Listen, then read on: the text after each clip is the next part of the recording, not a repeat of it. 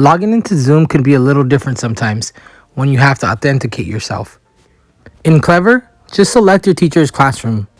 It's going to direct you to the Zoom link, and automatically you'll get a message after it connects. It says that the meeting is for authorized attendees only. Instead of clicking join, you're going to sign in to join. If this message doesn't pop up, that's totally fine. You're going to get the normal screen. And in that, instead of joining the meeting off the bat, you're going to go to sign in. From there, you're going to sign in with Google. When you click here, it should authenticate your Google Aspire student account, but if it doesn't, it's totally fine. It's just going to look like this. Right here, you're just going to type in your username. The same one that logs you in to Clever and your laptop is the same one that you're going to use here. Don't forget to use the one that ends with aspirestudent.org. Click next, enter your password, and then click next again.